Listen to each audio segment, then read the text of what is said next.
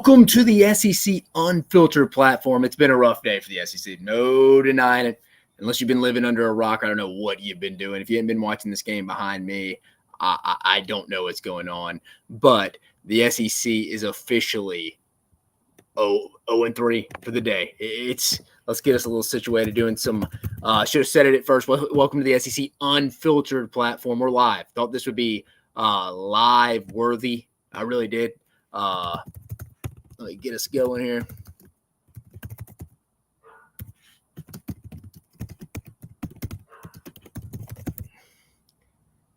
Here we go. All right, perfect. All right, so just want to get that out there, guys. All right, perfect. How do you lose this game? You just got out coached from the beginning. I mean, forget the SEC 0-3. Let's talk specifically Kentucky, Oakland here. If you want to see my other reactions from Mississippi State's loss to Michigan State or South Carolina's loss to Oregon, that is what it is. But Cal, once again, getting completely outcoached. And I'm a guy that was a Cal defender. I was a Cal defender for years. I thought, hey, man, but dude, one tournament win in 4 years. What are we doing? Forget that. How do you let Jack Golke, who, if you living under a rock, if you don't know who Jack Golke is, I don't know what you've been doing either. Guy went for 32 tonight. 10 for 20. 10 for 20. I mean, I think he put 6-7 threes up in the first half. You single-handedly, let's look at this box score. You single-handedly let one guy beat you at Kentucky. At Kentucky, you let one guy. How do you not red X him? I mean, if you want to see a decent basketball, go see Joe Corona. He commented on my Kentucky tweet at halftime. What happened to the days in basketball? I mean, maybe even Alabama a little bit too, as bad as they defend. We'll see tomorrow. I don't think Charleston has a score like Jack Golke, but still, Kentucky knew, unless I don't know who put together the scouting report here. Jack Golke's their best player, their best scorer. He can shoot well. Is one of the best three-point shooters coming into the tournament. And you don't face guard him. You don't red him. You don't X him. I don't get that. I say that because you couldn't go do that against Reed Shepherd in Kentucky because they have other scorers. Rob Dillingham, DJ Edwards, guys like that. Antonio Reeves, obviously. But Oakland doesn't have the scores if you just deny the ball from Golke. I thought they did a decent job. I thought Kentucky did a decent job adjusting at half, but then they couldn't make any shots when they were defending. It made no sense. It all started in the first half. You gave Oakland a ton of confidence heading into half. It could have been worse for Kentucky, honestly. I bet Oakland sitting there like, man, we kind of controlled. I wouldn't say dominated. Dominated is not the right word. But we kind of controlled that first half against Kentucky. And what were they up? I got to go back. I mean, it's pretty irrelevant. 3. They're up 3. But man, let's look at the other box score here. Outside of Golke, the next leading scorer was their forward, Townsend. Again, if you deny Golke, let's just give him half of what he got tonight, 15. Kentucky probably wins an ugly double-digit win. If you just deny him the basketball, man, it's baffling. That's bad coaching. That is rec league basketball coaching. I have a buddy in Ocean Springs this week. He just won his 5-6-year-old rec league team. He told me in their last game, all they did was just totally face guard the other team's best defender. That's a guy who's never coached basketball in his life, coaching a 5- and 6-year-old basketball rec league. And that's pretty 101, 2 + 2 = 4 strategy there. John Calipari said no. We said no. Or whoever's in charge of the defensive scouting report for Kentucky, but it ultimately goes up the chain. And somewhere between them leaving Lexington and getting to Pittsburgh to play in this first round, they decide they don't want to defend Golke. That's baffling, man. They decided at halftime he didn't get near as many points. They decided to face guard him a little bit, but even he still hit some big shots. And again, give Golke some credit here. He hit some tough shots, but if you defend him, face guard him, red X him, you never even touch the bat. He never touches the basketball to have an opportunity to make those tough shots.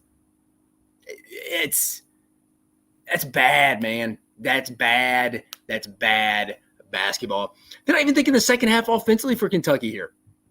Let's go to the team stats here. Kentucky ended up field goal percentage, 42% for the night. I mean, the Golden Bears, Oakland was only 41%, but they shot 48% from 3, where Kentucky shot 33% from 3. And Kentucky was the best three-point shooting team coming in the country. And that happens at night. That happens at times. But the thing that killed me a little bit in the second half for Kentucky, maybe this is outside of Cal's fault a little bit. Sometimes we put a little bit on the coaching, and don't believe me, this whole loss is on Cal. He's in charge, and we'll talk about his buyout here in a minute.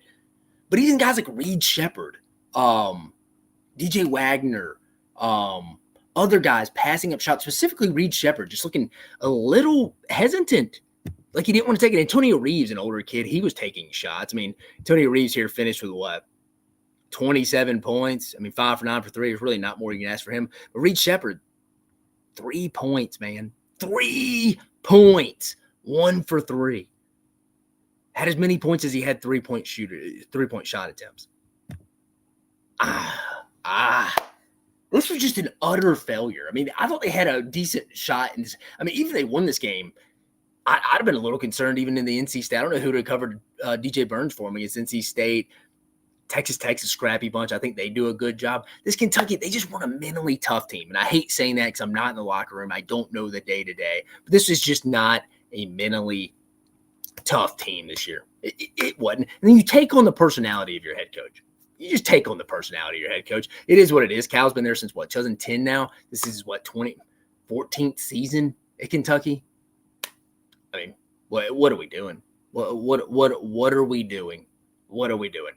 That brings me to my next one. I saw Jeff Goodman just tweeted it. He has $33 million buyout. $33 million buyout. I don't know if the dude actually – he's got a big ego now. Cal, you talk to anybody, the KSR people around the program and stuff like that, Justin Rowland, who works for their rivals, he's got a big ego. He's got certain boosters in his back pocket just from being there for so long, 14 years. He develops friendships. Cal may resign before they actually fire him. That's just one man's opinion. I haven't heard that exactly. But a guy like John Calipari, he started raising his own NIL collective. He wanted money from certain people. This guy's got a big ego now.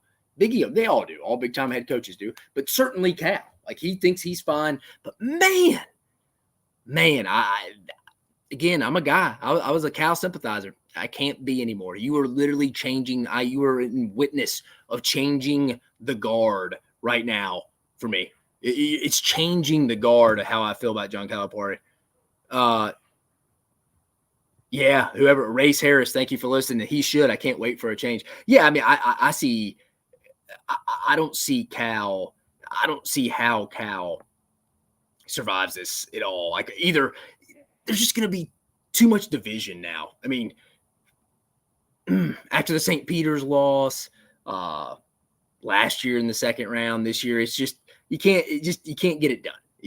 You can't. That just can't happen on a consistent basis. That's why I think that's where it's going to come to. He's going to end up resigning. He's going to end up resigning. They're going to end up settling, doing something.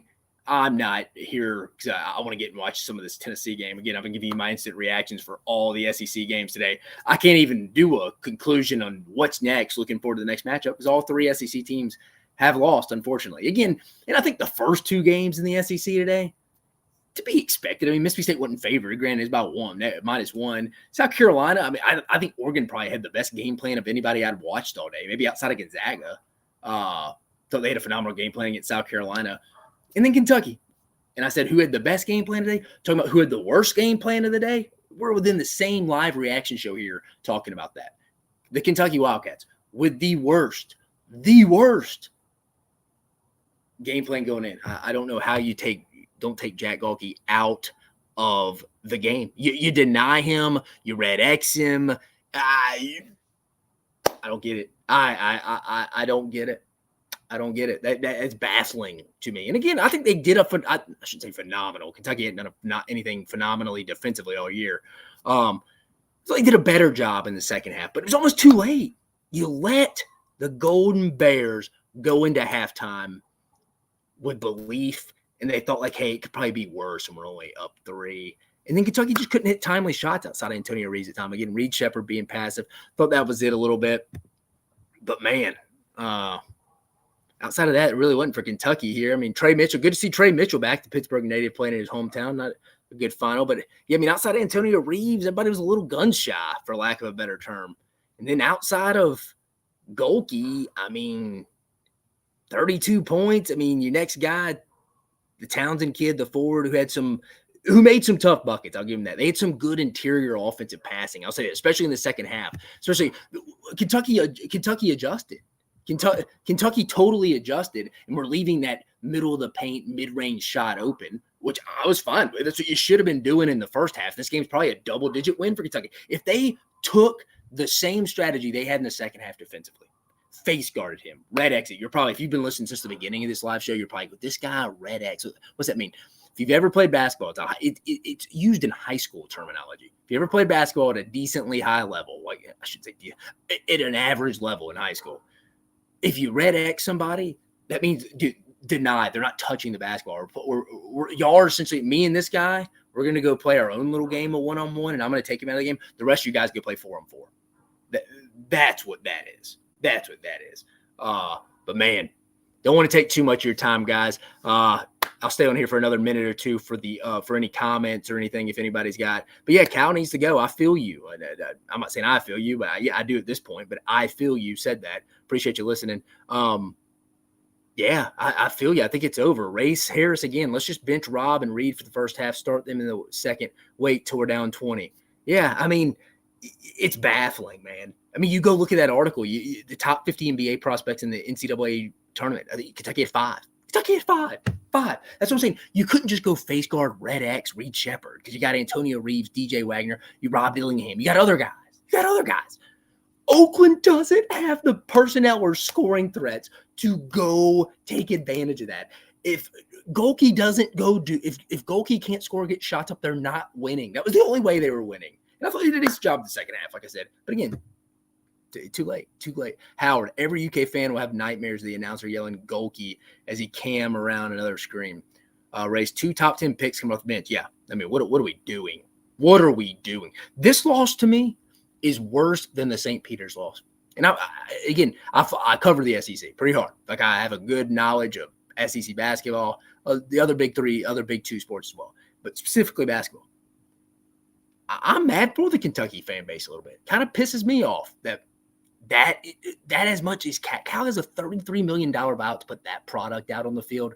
That's bull crap. Like, did you even prepare? Look, I know Oakland wasn't a bad basketball team. They came in with a confidence, some chip on the shoulder. If you listen to their press conference yesterday, Oakland thought they were going to win the basketball game. They straight up said, like, hey, I don't think Kentucky's ready for us. And I don't really think it was personnel mano a mano they weren't ready for us. The game plan for Kentucky, I don't think Cal was ready to coach a basketball game. Like, yeah, it's unbelievable, Butterfly Dog. You're right. It's unfreaking believable. But again, guys, I'm going to get off here just giving an instant live reaction just because this is a massive deal. Biggest upset easily for the whole tournament. But again, the SEC 0-3. Mississippi State dropping the 1-2. Michigan State earlier, which you're fine with. South Carolina, Oregon. I think Oregon probably beats anybody maybe outside of Gonzaga today. I thought they played a really good basketball game. Great game plan by Dana Altman. It's a great game plan. First time you've heard that in this live stream.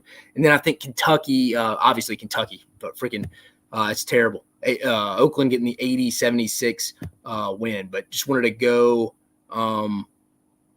just go over that, guys. Appreciate you joining us. Hey, maybe I'll join you after the Tennessee St. Peter's game for some kind of talking about somebody winning and a preview of the second round out of the SEC. With that being said, appreciate you joining us on this SEC Unfiltered platform. Again, SEC 24/7, 365, always coming at you with some SEC commentary. I hope you have a good night.